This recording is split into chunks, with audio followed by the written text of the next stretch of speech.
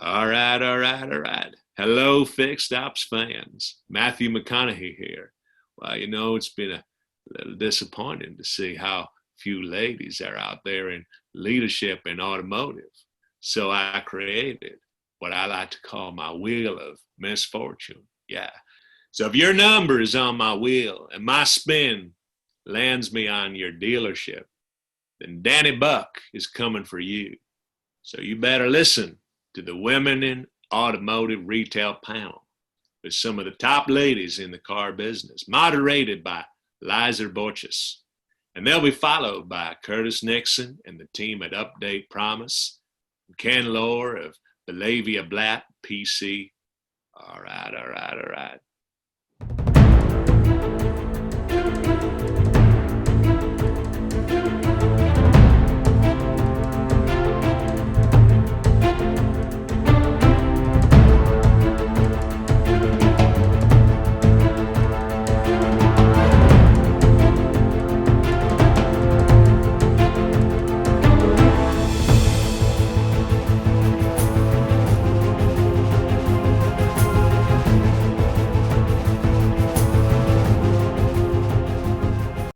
Well, welcome back, everyone. I'm Gene Girdley, along with Ted Ings. And our next panel is one of the most highly anticipated panels of the day. And why not? It's all ladies, right?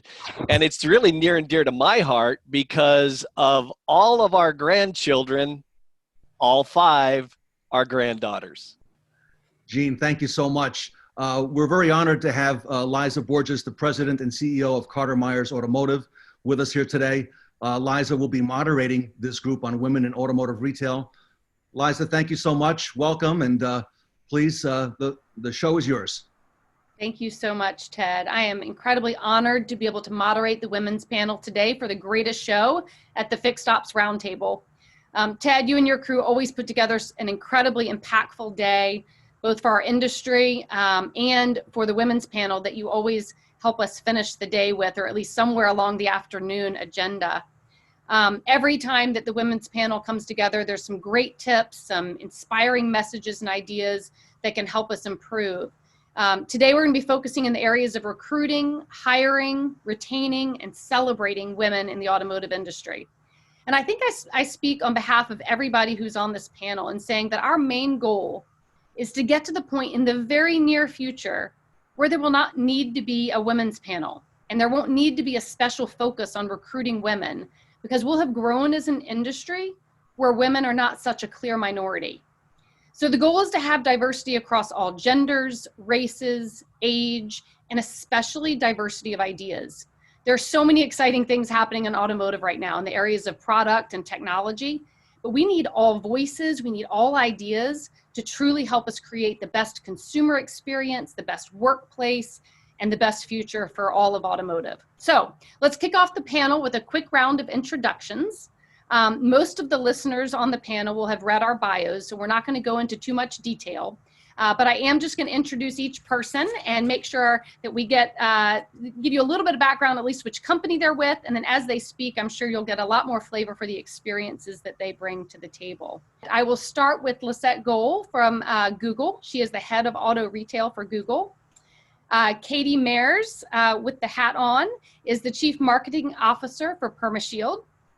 Lyndsey Rodriguez is the SVP of OEM and Strategic Accounts for Team Velocity. Vanessa Lovering is the President and CEO of Lovering Auto Group up in New Hampshire. Sarah Vantine, did I say that right, Sarah? Is it Vantine? I'm so sorry. As soon as I said it, I knew it was wrong. I've been on many panels with Sarah. Sarah is the BDC Director for Scott Clark Automotive Group. And Seana Corsale is to my left on the panel. And a week ago, we would have introduced Seana as the Director of Retail Operations for New Bern Auto Group. But as of this week, she has joined my company, Carter Myers Automotive, and has just started with us this week in our Charlottesville campus. And she is the Director of Operations for several of our dealerships in Charlottesville.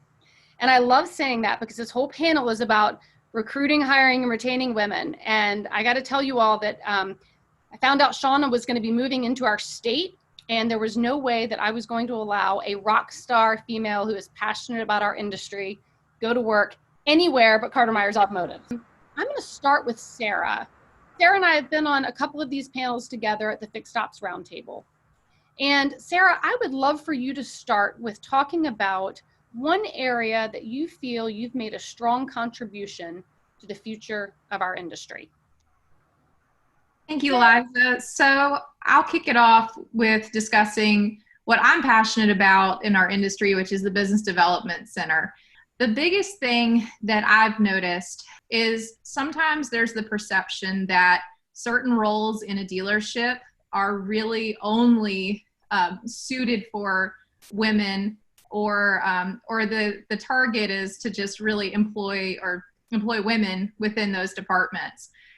Business development is certainly an area where sometimes the perception from an owner or a general manager or managing partner is that, oh, women are good at answering the phones, they're good communicators, so I'm just going to stick a woman in that role. But they don't do anything further to really develop or think about what else that person is good at. They just see gender and they think, okay, this person is a woman and therefore she's going to be good at this particular role. We see that in other departments too. We see that in the accounting department, where sometimes there's more gender kind of driven roles within a dealership environment. The biggest thing that I did with our automotive group is really tried to turn that perception on its head, but looking at it from a development standpoint, looking at it as the Business Development Center is so important to the dealership. We have so many different types of customers. This really needs to be staffed and managed by a variety of people. It's not just something where a woman needs to be in, and only women are successful in that role. But we have men that do a phenomenal job in the department, and then also really breaking the barriers across other departments and looking to promote women out of the Business Development Center into other management roles and other bigger responsibilities. And keeping that conversation and changing the narrative and making it about really driving business for a dealership, that's really the area that I feel that I've made the biggest impact in our own auto group, is just opening the eyes of others to look at the BDC in a different way. That's great, Sarah. I appreciate you sharing that, because I think sometimes we do focus on where can women be successful in an automotive group, and we do hear a lot about women in the BDC.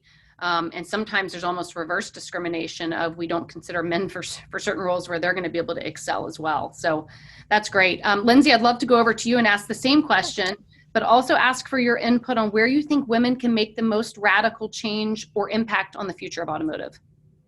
Thank you, Liza. Wonderful kickoff. And I, as Sarah, you just indicated the things that you're passionate about.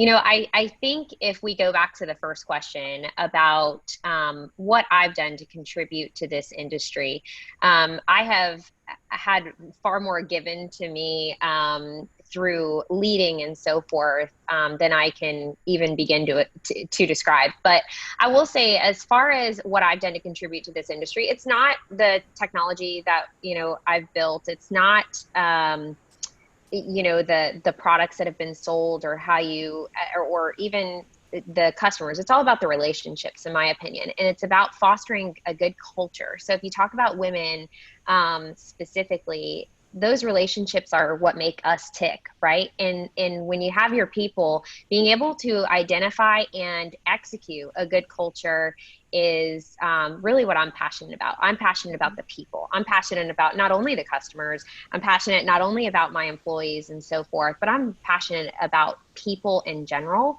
And so I think the biggest contribution that I've made is really being able to foster a great culture, and with women specifically, allowing flexibility. I personally know that we need to be flexible in our industry, but not only in our industry, in our lives, right?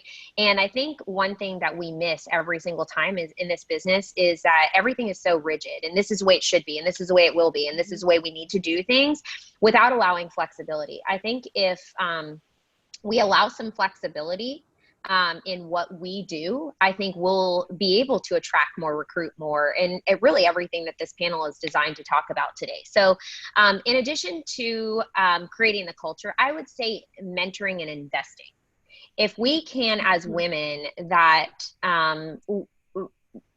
in general, if we can mentor certain people and invest in those people, we will yield significant results. And I think you should pick the people that you want to help grow and lead.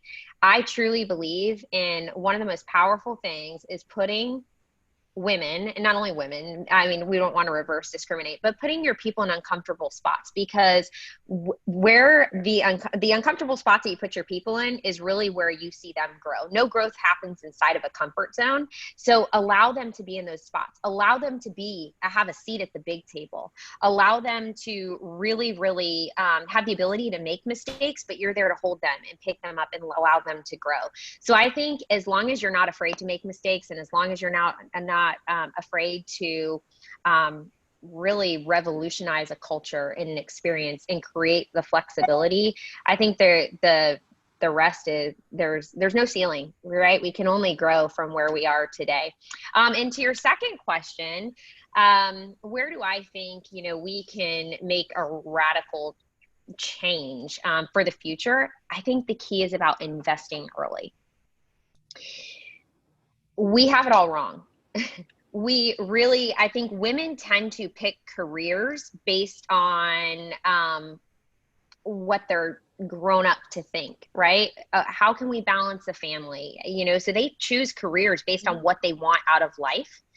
And I think we have to set clear expectations, number one, but we also have to show that if we remain flexible, we're able to adapt in any specific instance. And when I say invest early specifically, I think this goes back to young women, middle school, high school.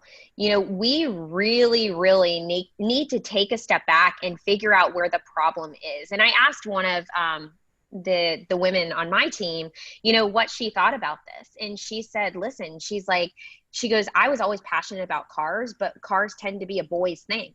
She goes, I know how to rebuild a car. I know how to do all that. She goes, so I chose my passion. She goes, whereas I think other people need to be taught that this is a welcoming industry. And what that means in those educational years, in my opinion, is start bringing career advisors in early. Have the educators start talking about this. Parents influence their children. If they know people that are in auto that can speak to these young individuals, and these young women, that perception right there could be the reality to the advantages and just the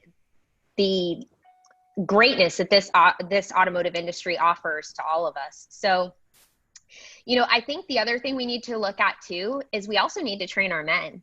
We need to train the men that we need to identify women as their counterpart. Right? We're there to support them, grow them, help them, and be there with them hand in hand each and every day in this business. And I'll also say too, as we look at our industry overall, we also have to remember that women in the US buy or influence 80% of the purchases. So if that's the case, we need to be able to create that environment early and really allow them to know what the opportunity is. And I think that's where we failed. We failed by not giving them a clear picture of what the opportunity could really look like.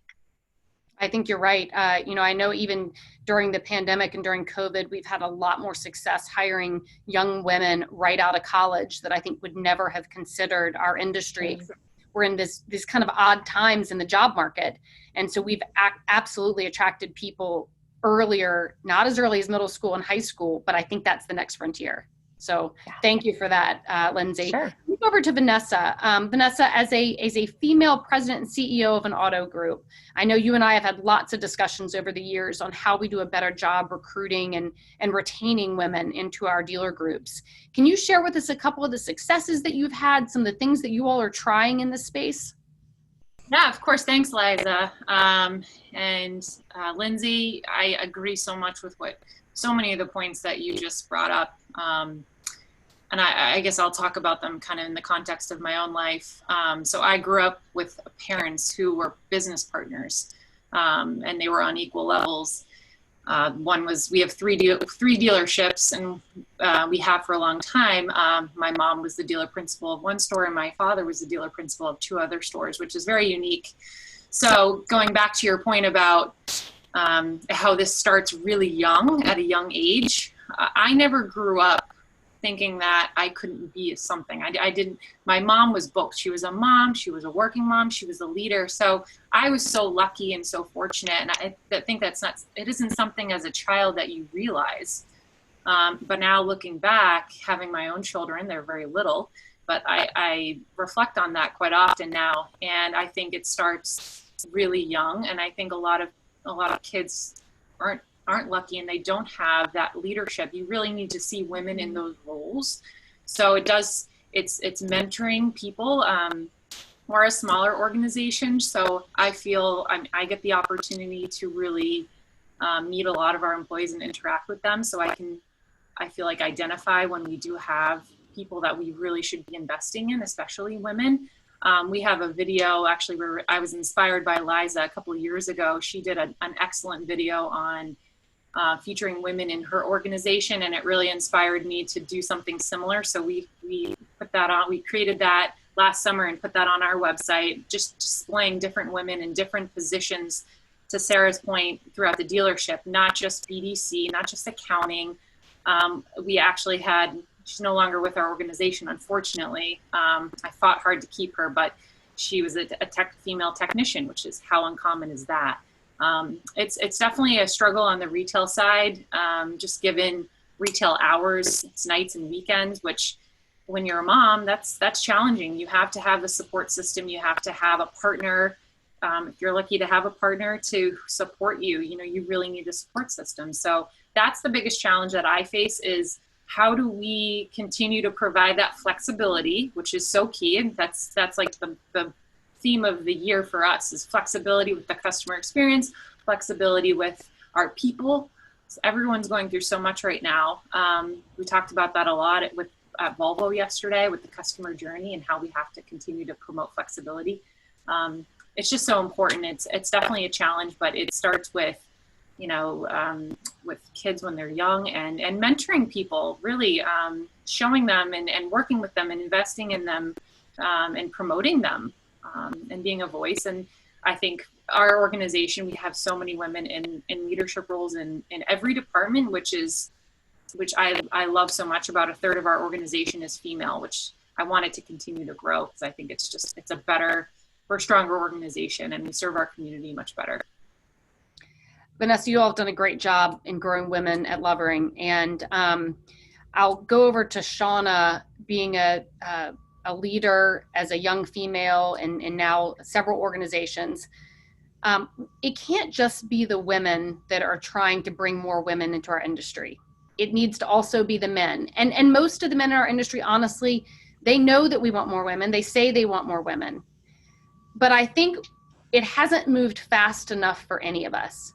What do we need to do to create more urgency in this area of hiring more women into our industry? How do we make it move faster? How do we make sure that all of us are working as hard, not just the women?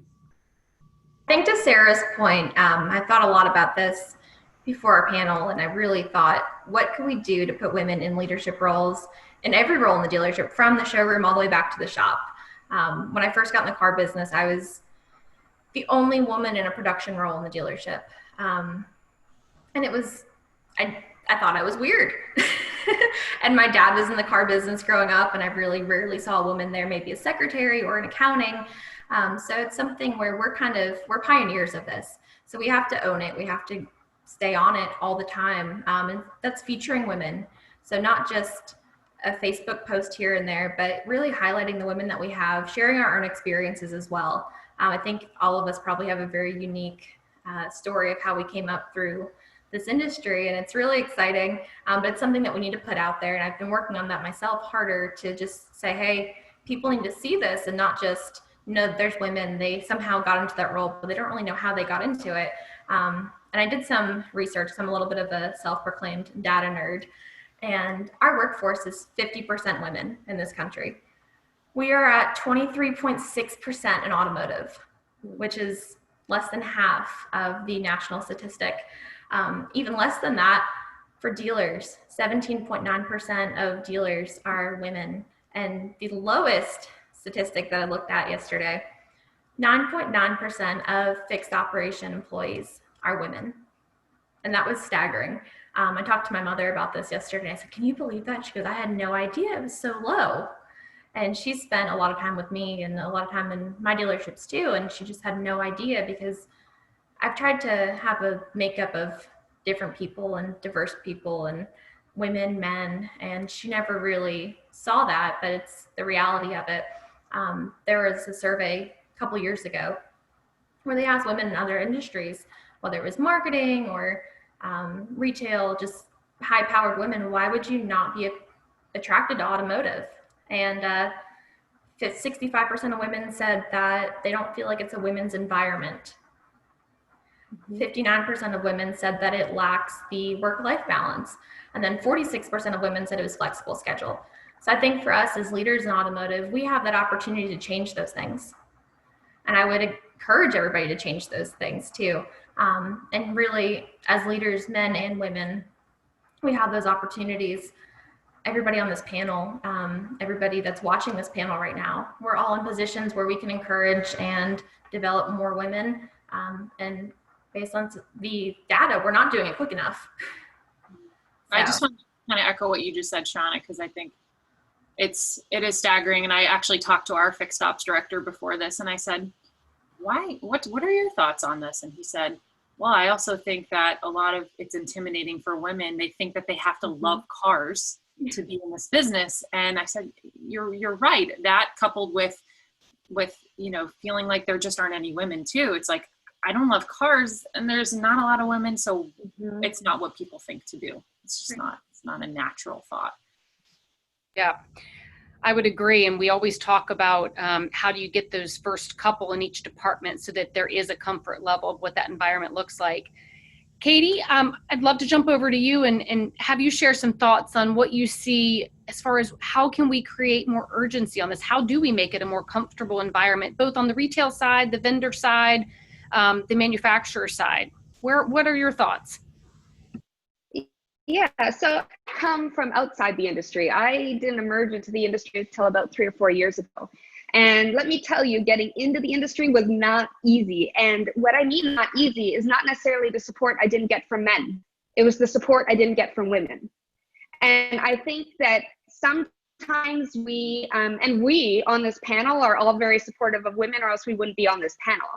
But sometimes women have this barrier they put up, and I mean roadblock, because they've worked so hard and scratched their way to the top in the industry that they're afraid to put out that hand to get women to come along with them. Because if I had to work so hard, why doesn't she? If I had to, not be so feminine and sort of be more like the men and be in the boys club to get to the top, well, why doesn't she have to work that hard? At least that's the roadblock that I went up against, is who's this girl that's coming into the industry that knows nothing, never sold a car, and she's rising, and I'm going to squash her, like to the point where I had women actually stop me from speaking at events. Crazy, right? So I think that we as women need to do more in terms of reaching out that hand and actually mentoring other females.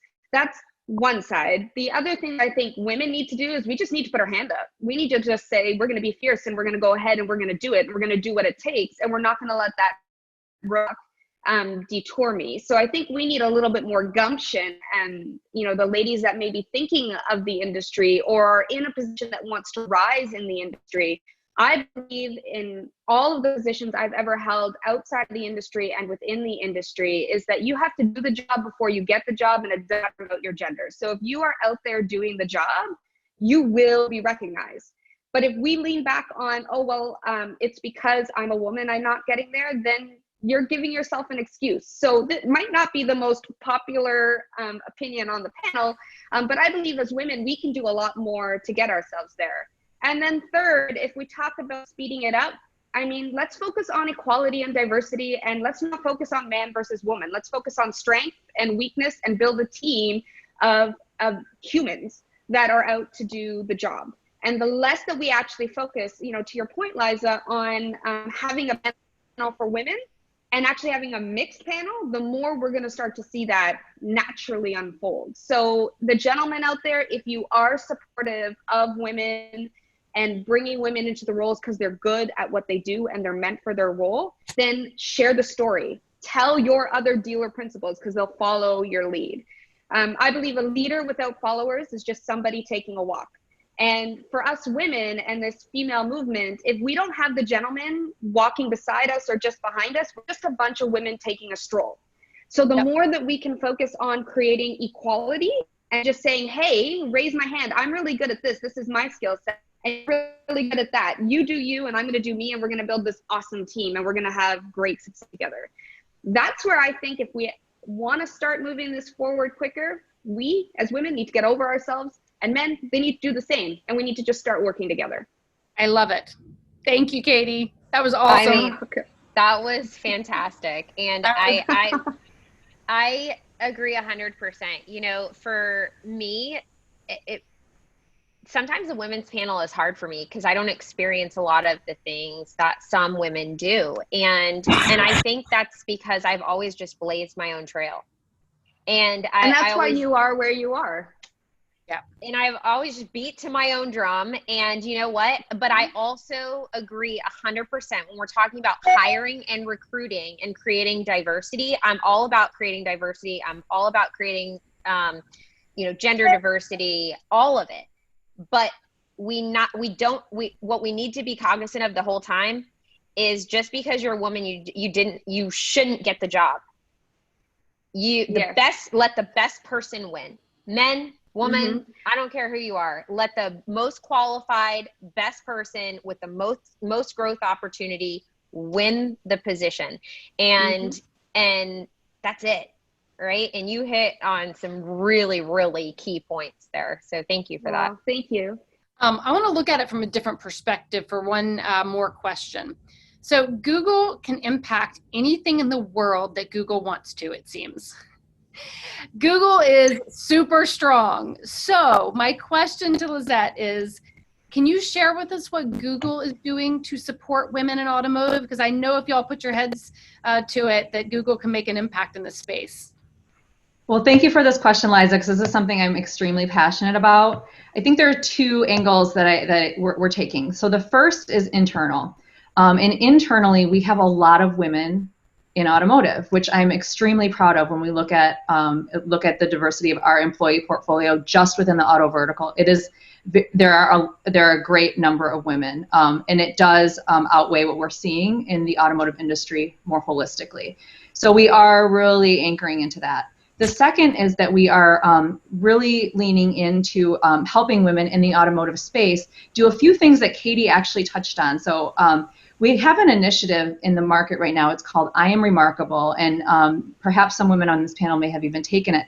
And I Am Remarkable is a free workshop that we're offering for women in the auto industry and underrepresented audiences. And the reason that we are having these conversations and taking this to market is to do some of the things that Katie just mentioned. We know that because of cultural norms, women are not as likely to raise their hands for jobs, even though they may be qualified. They're already opting themselves out. We know that there are also cultural norms in women not supporting women who might be vocal about their successes as well as men. And so we're really out there bringing a light to that and helping women understand that and evangelize that they are remarkable in many ways, and that they should be celebrating their successes versus hiding from them or pulling back at the table when they should be leaning forward.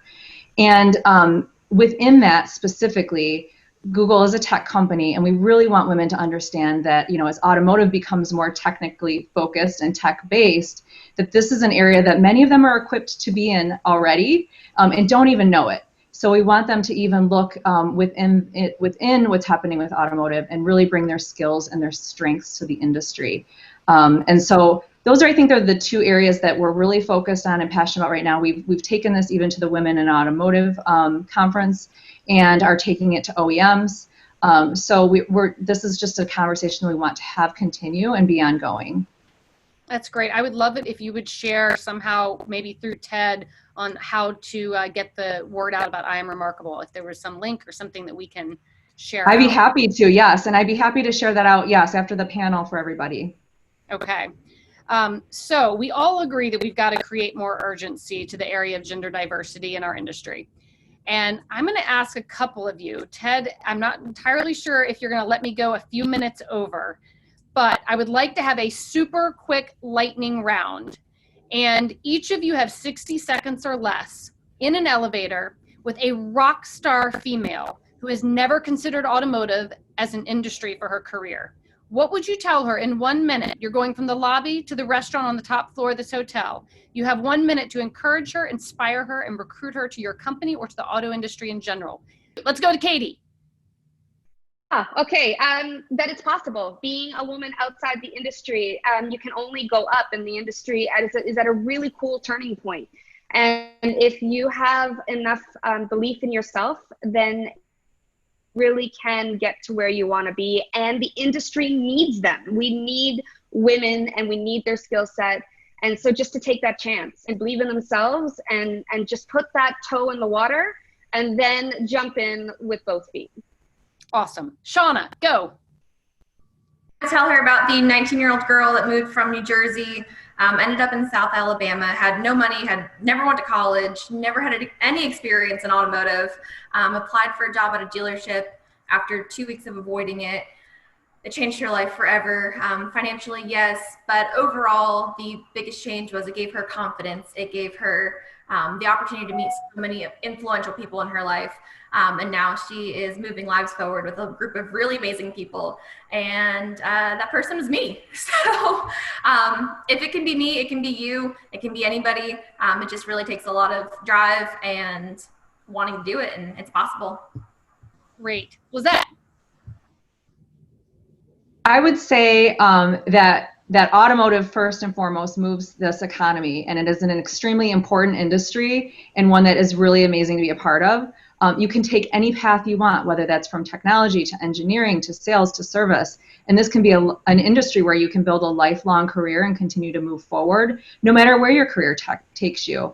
Last, I would say this is a family of really amazing people, and the most amazing people I have met have been in the automotive industry, and I'm inspired by them every day, and I've been in this industry for almost 17 years now. Awesome. Sarah? I would say, look, this industry, there is so much on the table for women right now and men. This is an industry where you can make a lot of money without having to have all the prerequisites like a college degree, a master's degree. There's so many career opportunities where you can have a sustainable future for your family and make a huge impact, not only to your community, but your customers, your relationships. I mean, this industry has completely built me from where I was as a 23-year-old, salesperson, just getting started, to today. And so, the income opportunities are really phenomenal. You just have to go for whatever you want to go for. Fantastic. Vanessa? All right. So I would say on the retail level, there's so much opportunity. You really, from the sales side, you can almost be like the owner of your own business, right? You can foster your own, you've got a company behind you. They're providing all the technology, all the resources, and you can create your own business to working in a more independent role in other departments to, it really has something to offer for everyone and every different type of personality. And it's a huge part of this country. It's a big part of the economy. It's not a car business, it's a people business. And that's what I say all the time. I'm really not, I grew up with Volvo. So I bleed blue with Volvo. I'm a Volvo person, but I'm in this business because I like people and I want to make people's lives better. So if you like people and you want opportunity and you want to create your own destiny, this is a great industry to be in. Lyndsey? I'm with you, Seana, I would say I was once a 17-year-old girl. I want you to see the 17-year-old girl that started selling direct mail to get her through college with a dream of becoming a doctor and somehow landed here. So I would say that this is, there's no other industry like it. Once I got in it, I took a little break from it as I was approaching my journey in Gole to becoming a physician. And I got back in it in between my bachelor's degree in medical school, and I couldn't get out of it after that. And it is a $500+ billion industry. It's extremely rewarding. You have the opportunity to create a work-life balance. You'll be the minority. There's just a presence about a woman sitting at a table. And most of my meetings, I am the only woman. So the opportunity is great. You literally have the ability to blaze your own trail. You have the ability to be competitive, but you also have the uniqueness to be collaborative with people. And in addition to that, I would just say you have the ability to be fierce, be beautiful, be kind. You can invest in others. You can be different. But guess what? The most important thing, other than being kind, I think kind is the most important thing. You have the ability to be a disruptor. So I would say join the force. You have the ability to change the lives of those around you, and your possibilities are endless. So that's it.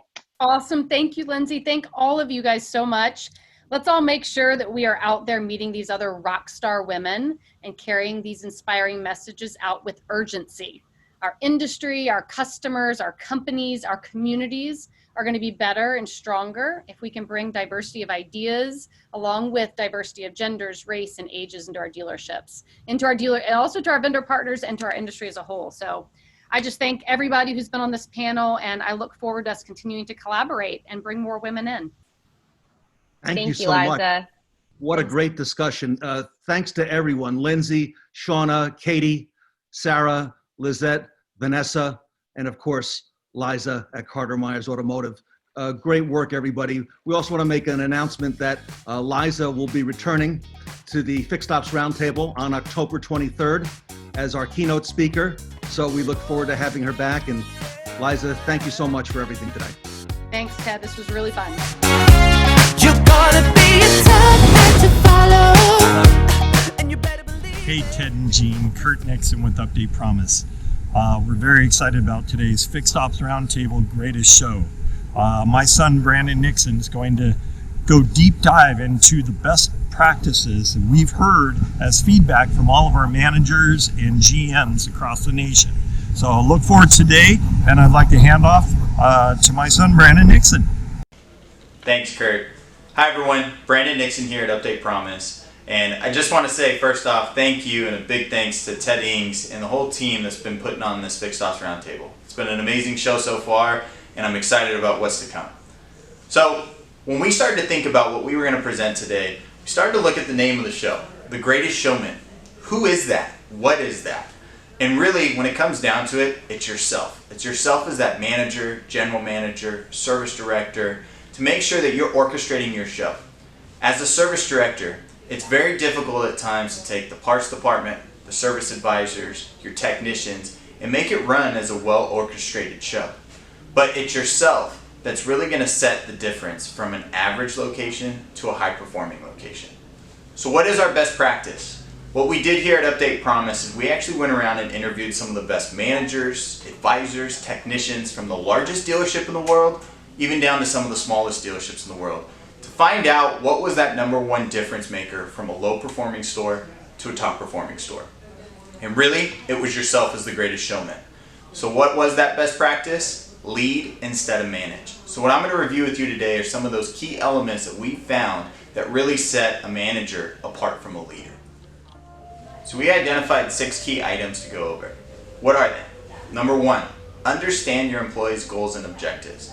It's important that you don't treat every employee the same, and especially in today's day and age, you're going to have a wide range of different characteristics as well as personalities that you're going to be able to deal with. And it's important that you listen and make your advisors as well as your technicians know that you actually care. #2, take those goals and objectives and tie it into their day-to-day work. Not every person is motivated by the same thing.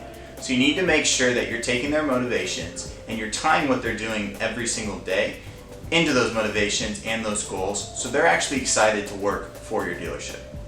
Number 3, accountability.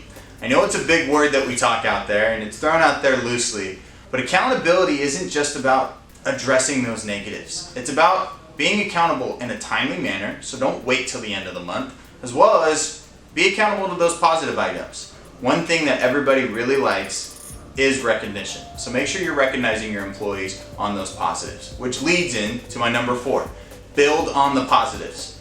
You need to make sure that you have the tools in place that allow you to see not only when things are going sideways, but when things are going in the right direction. And making sure that you're motivating your team by addressing those positives and giving them the recognition they need. Number 5, lead by example. It's important that anytime that an advisor is off, or if you are stepping in as a manager to really help out your service department, that you're doing the things that you're asking them to do. You should be the expert manager on every single product or service that you have inside that store. And number 6, and I would like to say is probably the most important, listen to your customers. Ourselves here at Update Promise, we have a motto. We lead everything we do by the voice of the customer, making sure that we're listening not only to our customers, but yourselves at the dealership are listening to that end user who's getting the results. So take the feedback, address that feedback, and make sure that you're delivering on what your customers expect. So let's dive into every single one of those. So let's talk about the first one. Understand your employees' goals and objectives. You have to think, not every employee is the same. Your technicians, your advisors, they're all going to be treated differently, and it's your job as a leader to make sure that you understand each and every single one of their goals so that you can align their career goals with their personal goals. Now, it's a lot easier said than done. So after speaking with our managers, we needed to find out what was the best way to approach this. And there were simply just 4 steps that they took. Number 1, schedule a one-on-one meeting. Make sure that you guys sit down with your employees and review those goals. And let your employee know that they can be personal with it. Line up any sort of personal goals that they want to achieve, what truly motivates them. Not every person is motivated by money, others can be motivated by time off. So by you asking for that, it shows that you care. Number 2, document that. Make sure that you're documenting this process so that if you need to refer it in the future, or if they need to refer to it, you have it all in one area. Number 3, follow up. Make sure that you're following up with how are they progressing to their goals, not only within the company, but personally, to make sure that you guys are on the same page. And important, you need to have multiple meetings. So not only once, you don't have to have it once a week, you can have it once every 2 weeks, once a month, and that can adjust based on each employee. But by doing this, you're really going to project to that employee that you care. You care about them personally, and as a result, they're going to want to deliver for you. Anytime that you bring in a new product or service, because yourself as a manager have projected that you care about their personal goals, they know that anything you implement is going to be right in line with what they're trying to accomplish. Which ties directly into my number 2. Aligning those personal goals with their day-to-day job. It's important that after you've understood what your employees are doing, that you tie that into everything that they're doing throughout the day.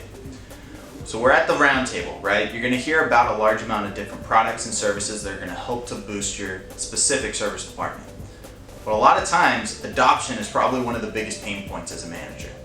You struggle at getting your advisors to buy into the new program, your technicians to buy into the new process. Here at Update Promise, we provide an electronic tablet check-in where that can open up repair orders, a photo and video tool for your technicians when they're doing their full electronic MPI, and sometimes you can get advisors who reject that kind of technology. So if you're able to align their personal goals with what you're trying to get them to do every day, that's going to actually get you higher execution. So let's talk about that. What did some of our managers do? Number 1, they came up with bonus incentives or long-term incentive programs. When I say incentives, I don't just mean money. Let's go back to what we were talking about before. Not every employee is motivated by money. Some may be motivated by time off. So a great idea that one of our managers had is, we have a long-term goal at the end of each month. They should have an X percentage of all of their multi-point inspections have a video attached, and that is actually sent to the customer. So they set it week by week with small goals, but overall at the end of the month, it was something like you get an extra day off, or you got a little financial incentive at the end of the month. Depending on each individual person, you can align those goals with their day-to-day job to make sure you're getting the execution. Let's talk about number 3. This is probably one of the most important. Accountability. Accountability is important not only for you to actually achieve those goals, but to make sure that your team knows that you are looking. Sometimes it only just takes the fact that you've addressed that you are watching for that employee to change their behaviors and actually start executing. So, how did some of our managers do this? And I was very interested to find out that some were different than others, but there was an overwhelming number one best practice when it came to accountability. A lot of times a common misconception is that you can actually put in a product into a store and it's just going to execute. The problem is, at the end of the month, you come back, you look at that product, and maybe the product worked right, but the advisors, the technicians, or the parts department, they just didn't execute well with it. Now, why did that happen? What a lot of our managers did is not only did they hold their team accountable at the end of each month, but at the end of each week, at the end of each day. They were proving to their employees that they were watching, and not only addressing the negatives, but building on the positives. One item we have here at Update Promise is we can actually identify at the day of delivery whether that customer was a satisfied customer or a negative customer. And what a lot of our managers are doing is they're taking that feedback, positive and negative, and that could be a morning meeting run where you're going through and you're handing out the positive comments to each advisor of what their customers were saying because they had such a great experience at your store. It's recognition like that that's really going to influence your team to address those positive behaviors and build on those negatives and learn. And that's a great point as well. Make sure that you're addressing your negatives. Don't wait till the end of the month, but nip it in the butt right now. Make sure that you guys are addressing those day in and day out so that your team can grow. A lot of times, your advisors don't even realize they're doing something wrong. But by you bringing it to the table and addressing it week over week, you're going to make sure that at the end of the month, you have high performers. Number 3 lines right into number 4. What's great about this is it's building on those positives. We just kind of spoke about that, but let's go a little bit more in depth. When you start talking about building on the positives, it's not just what the customer said about that specific advisor or that specific technician, but also some of those behaviors. A lot of times as managers, we want to measure the success of our employees based on the end result instead of the behaviors that it takes to get there. You could have an employee who really wants to succeed, and that may be within a month, 2 weeks, 3 weeks. That may be your best employee, but the problem is if you just address on that end results and take action on the negatives right away, they're never going to get there.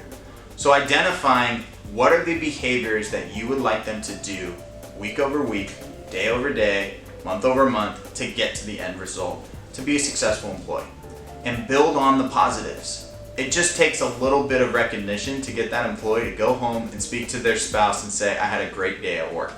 And when they come back, they're going to execute 10 times more. So making sure that you're taking the feedback from the customers, their individual behaviors of what they're doing day in and day out, and recognizing that. Make sure that you're implementing whatever sort of process you need as a manager to let your employees know that they're going in the right direction. So let's talk about number 5. This is one of my favorite. Lead by example. It's important as a manager that you don't just tell your employees to do something and never show that you're willing to do the work as well. There's going to be plenty of times as a service manager or service director that you have employees call off and you're the advisor for the day. The moment that you go out there and you don't follow the process that you've been begging your team to do day in and day out, they're going to see it. Rest assured, they're watching 100% of the time. So anytime that you go out there, pick up that tablet that you've been asking them to check in. Take those photos and videos and walk that customer around the vehicle. Just by them seeing you do that, they're going to understand and say, if he can do it, then I can do it. Or if she can do it, I can do it. As well as go back to your technicians. Yourself as a service manager or service director should not be inspecting vehicles, but you can totally present to them how they're supposed to do their job by just getting down and dirty, go under a vehicle, show them how to take videos and photos of that vehicle that's going to lead to high results. Now, lastly, what are you going to do with that, right? What are the results that are going to carry forward? By you going out there and being a project expert on every single product that you have, your employees are going to start to lean on you instead of leaning on a support team or a support line. Plenty of your employees are going to complain about a product or a process that's going to get implemented. And if they can lean on yourself as the manager to get the answers and the execution that they're looking for, you're going to start to get high performing individuals within your store. So overall, lead by example. Lastly, number 6, listen to the voice of the customer. Yourself as a manager should take the feedback from your customers so that you can use the other 5 principles we went over today and address with your team. There's no success without failure. So don't be afraid of those negative comments. Anytime that you're getting negative from a customer, that's something for you to build on. That's something for you to address and succeed in the future. So, do you have the right tools in place to make sure that you're addressing those negative comments as well? There's a lot of times that dealerships wait till the very last minute. It's not until that manufacturer survey comes out that you found out what actually went wrong. Here at Update Promise, a lot of our managers use what we call our post-delivery feedback tool. That tool allows you the day of delivery to know whether that customer is happy or not so that you can take that feedback, positive and negative, and address it with your team. Plenty of times, those negatives may be hurtful. You're going to get customers who are writing paragraphs of negative information about your store. But that's great. It's an opportunity for you to take that and improve not only with your advisors, your technicians, your parts department, but like I said, there is no success without failure. So don't be afraid to take those negatives and address those right away. So let's recap what we just went through. What were those 6 items that really set an average manager apart from a great leader? Number 1, make sure that you're understanding your employees' goals and objectives. Not every employee is the same, and it's important that you show as a manager that you care and you really want to align with their personal goals. And number 2, align those personal goals to their company objectives. Make sure that what they're doing day in and day out aligns with their personal objectives so that they're excited to come and work for you. Number 3, accountability. Make sure you're holding your team accountable. Don't wait till the end of the month, but every day, every week, make sure that they know that you're watching. It just takes a little bit of effort to show that you're watching to make your employees actually move in the right direction. Number 4, build on the positives. Don't just address the negatives. You're going to have plenty of negatives to talk about, but what really sets an average manager apart from a great leader is that you address and show that you appreciate the positives that your employees are doing. Just that little bit of recognition can really make the difference. Number 5, lead by example. Yourself as a manager should be the product expert on everything that you implement within a store, as well as you should be willing to get down there and do exactly what you're asking them to do. Rest assured, your employees are watching every single time that you get out there. So make sure you're implementing yourself the processes that you're asking them to do. Number 6, listen to the voice of your customers. Not every single customer is going to be happy, and that's fine. You can take that feedback and address it within your store so you guys can get higher execution. But utilizing these 6 best practices are really going to show your employees that you are not just a manager sitting there holding them to their numbers, but a leader who's trying to coach them in the right direction. Last thing I want to leave you with is make sure that you have the right products and services within your store.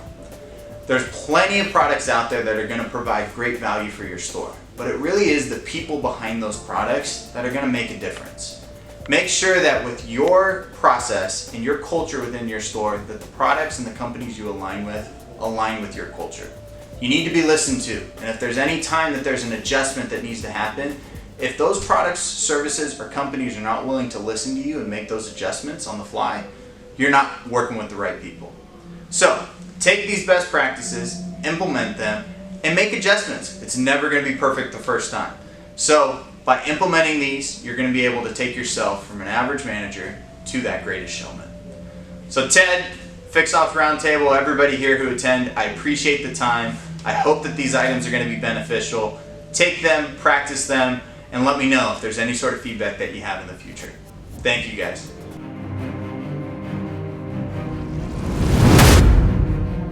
And now we have a special presentation from one of our partners at the Fixed Ops Roundtable, a partner that is helping us out with Dealers versus Cancer. That's right. We want to go ahead and welcome from Belavia Blatt PC, Ken Lohr. Ken, welcome to the Fixed Ops Roundtable. Good to have you here. Good to be here, Ted. Thanks for having me. You know, I know we're going to talk a little bit today about applying for a warranty reimbursement increase from the manufacturer. And I just kind of think of the service manager, who realizes that the dealership hasn't done it in many, many months, maybe possibly even years, and recommends it to the general manager or dealer principal. And they say, great idea. So, and that's kind of a double-edged sword, because now we're going to be able to apply for an increase, but who's going to have to do all that heavy lifting and the legwork to, to make sure that happens. So, Ken, the floor is yours. Great. So again, my name is Ken Lohr. I'm from Bellavia Blatt, and we're a dealership law firm. We specialize in all types of dealership issues, legal issues. But one of the things we're really proud of, that what we do is we do submissions, statutory submissions, for parts and labor increases at retail pricing. So we really, really are passionate about this part of our practice, and we love to help dealers get retail pricing for their warranty claims, because that's what they deserve. So I'm going to spend a few minutes today, and we're going to go through some of these slides. I'll probably go real quick because I don't want to take everybody's time. But one of the things we want to talk about today is, what is the difference between a statutory and a manufacturer's filing? So that's going to be important as we move forward. What are some of the legal details? What's in it for you, or what's in it for me? And what are some of the best practices to maximize your potential return? One of the things I'd like to show everybody is, and we all know this, especially for some dealers that are maybe online here, talking about some of the things that they have to go through every day. As we know, margins are shrinking in the new car world. So if you're a new car dealer today, basically all your net profit's going to be in three areas. It's going to be in your used car department, your fixed operations department, and your finance and insurance department. So generally speaking, we don't make any money selling new cars, so we have to make it up from somewhere. So this slide demonstrates some of the areas that have been compressed, such as our new car margins. So a statutory filing is a little bit different from what we're all used to. As service managers, we're used to the yearly, hey, let's go get a labor rate increase from the manufacturer. And they tell us to survey some dealers in our marketplace and tell us to look at 25 or 50 repair orders. And then they decide what they're going to give us. It doesn't matter what we actually submit, they make the decision. Well, now it's different. With a statutory submission, which is a legal submission, there's 48 states in the country now that allow us to actually collect retail pricing for our warranty claims. So instead of the manufacturer deciding what we receive, we control that, and the law decides what we receive. So that's an important distinction. So I wanted to point that out to everybody. And Ken, some of the legal details that we Ken, have. who are the, if you don't mind, who are the two states that do not? Tennessee and Mississippi. Okay. 2 states. So some of the legal details I'd like to discuss. Over the years, dealers have challenged manufacturers as to what is reasonable, because the manufacturer pays the dealer a reasonable rate, what they think is reasonable. But that doesn't necessarily reflect what we feel is reasonable. So one of the things I like to compare this to is, just imagine if we charged our customers warranty rates for all the work that we did in our shop. We would definitely be, or most of us would be, unprofitable. And it would not be a very profitable situation for the dealership. So why should we receive what the manufacturer feels is reasonable? And that's why these laws were put into place. So it allows us to apply in most states once a year, a calendar year, which is different from once a year. In some states, every 6 months. There's a few states that you can file twice a year. So it's important to remember what the statute is in your particular state.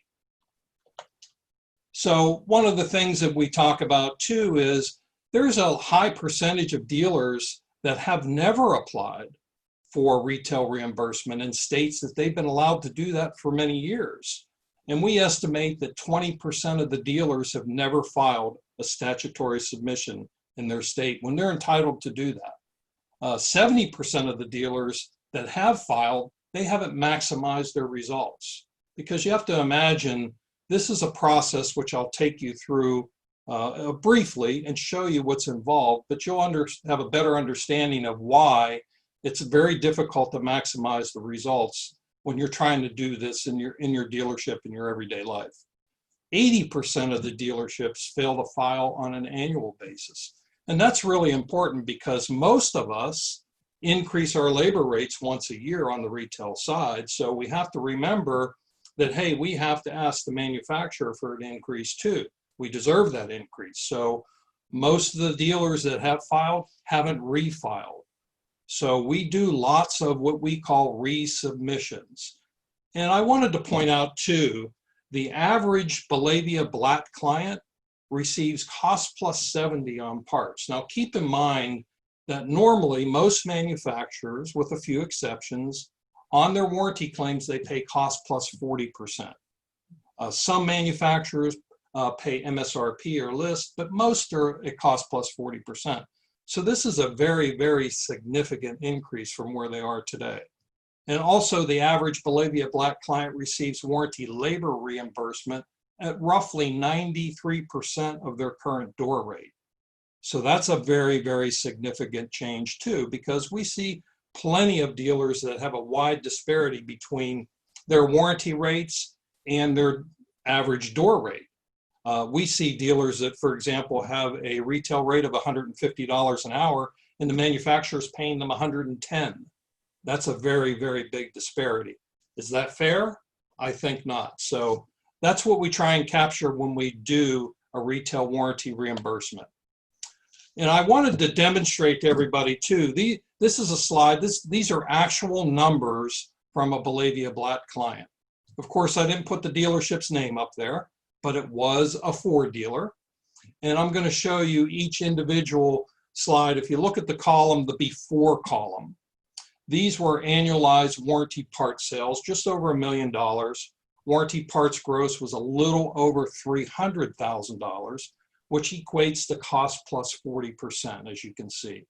On the labor side, this dealer was almost $1.2 million in annual labor sales, which he produced almost 10,000 hours a year at the rate of $119.81.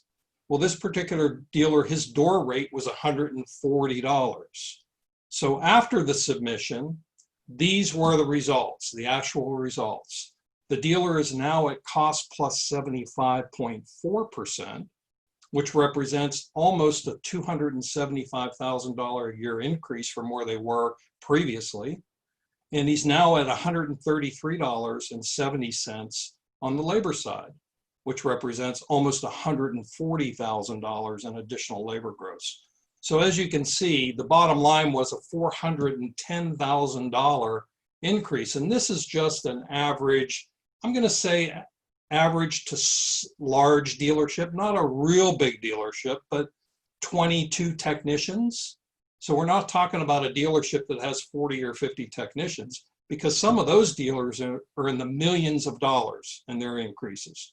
So this just demonstrates what an average dealer looks like with a normal retail warranty reimbursement rate. Yeah, and 22 techs for a Ford dealer, that's pretty much an, run-of-the-mill average. Yeah. Right, Ted, that's pretty average. We see some dealers, and Ted has too, some of these larger dealers have 50, 60 technicians on the Ford side. But really, yeah, 20 is pretty typical in the Ford world. So I wanted to kind of walk you through what this looks like to you and what it looks like to us on a daily basis.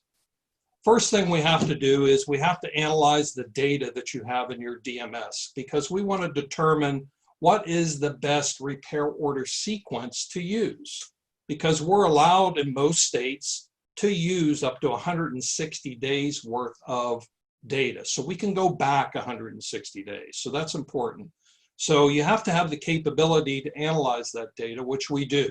So we choose the best data set that will have the best result.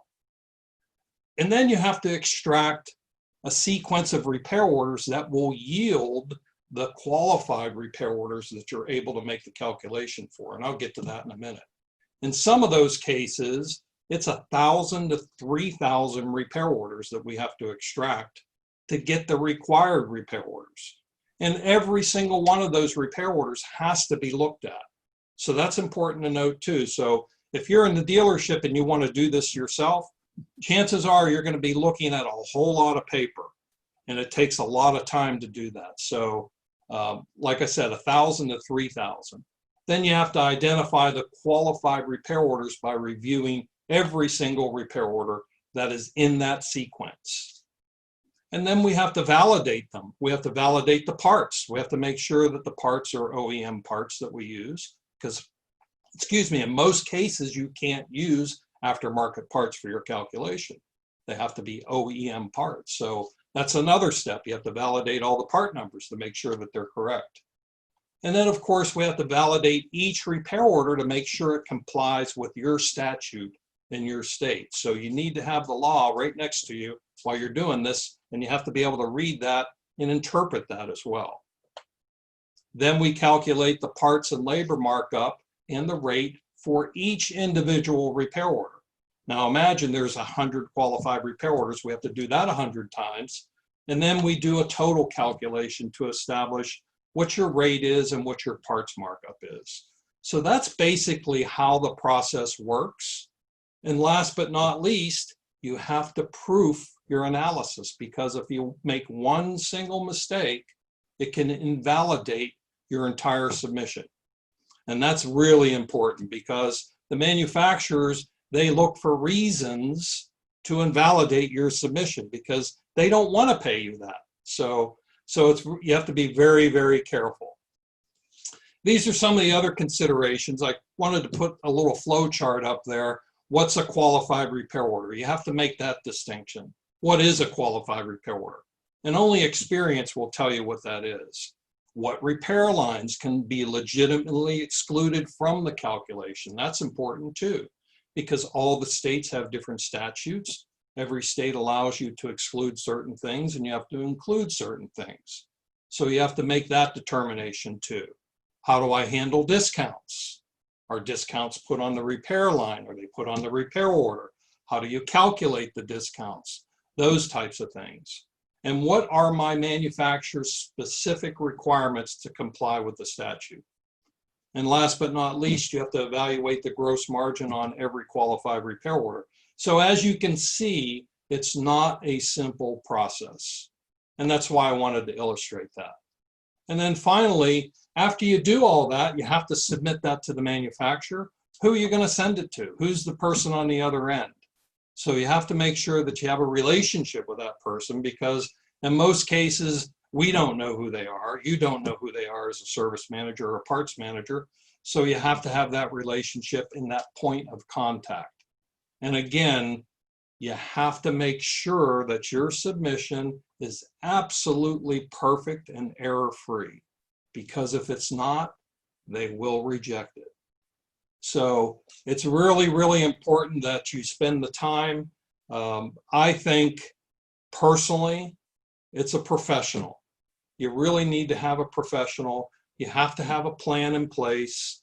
And in some cases, maybe you're not even ready to file. Maybe there are some things that you can do to increase your current pricing strategy for your parts and your labor that will maximize your results later. And we do that too. We help our dealers because we're all fixed ops professionals at Bellavia. So all of our analysts have been in your chair before, so we can help you maximize your results. And again, maybe you're not ready to file. So we can help you do that too. And last, we want to show you exactly why retaining a professional will get you the best results. And you have to remember, you only have one shot at this. So if you do your submission and it fails, you have to wait till next year to do it again. There's no redos. Most states don't allow you to resubmit because you made a mistake. It's really important that you get it right the first time. And always use legal counsel to submit your applications. And this is just kind of an example letter that we send to the manufacturer. And it describes the statute that we're citing for the increase that we seek. So you have to do that. We have to write the proper letters. There is a process, a legal process for doing that. So that's why it's important to retain a legal firm like Bellavia Blatt to do that. Now, I get a lot of questions, Ted, and I'm sure you've probably heard this. Some dealers are a little reluctant to submit for retail pricing under warranty claims because they fear that there could be some retaliation. But most of the statutes today, they do have verbiage in the statute that protect you from retaliation. And I will tell you, in the real world, I've never seen that in 20 years. If it's happened, it's happened and I don't know about it. And I would think I would hear about it, but we just haven't seen that. So in our opinion, the retaliation, nothing to worry about. And last, we can do it ourselves. And that's what Ted talked about earlier. How much time are you going to spend doing this? It takes us on average 30 to 40 hours, sometimes even longer, depending on the manufacturer, to gather all the information and do the submission. So do you have that kind of time in your dealership, day-to-day operations? Can you sit down at your desk uninterrupted for 40 hours? Is that practical? The staff, do you have the experience working with the OEMs and know what to do, what's included, what's excluded, how to make those calculations? And again, choose a professional to help you through this process. It's so very important. And of course, we'd love for you to choose us. We'd love to have your business, and we'd love to get you that increase because we're passionate about everything we do. And to summarize, filing a statutory increase for warranty, parts, and labor, it's your choice. You have to do it. So if you haven't done that, it means hundreds of thousands of dollars in potential additional gross profit that you're leaving on the table. And again, use a vendor with extensive legal and fixed ops experience, just like Bellavia Blatt. And once you're approved, this increase stays with you forever. You get to keep it. It's your money and you earned it. So with that, I'd like to thank everybody for their attention. I'm really pleased to be here on the round table. It's an honor to join everybody. Ted, thank you very much for having me. Ken Lohr from Bellavia Blatt PC, dealerlaw.com, here at the Fixed Ops Roundtable. Thank you. Thank you, Ken. And Ted, we've got a lot more coming up. In fact, in our next segment, there's a lot of technology that is really helping dealers out today. But first, let's hear from Ben Price.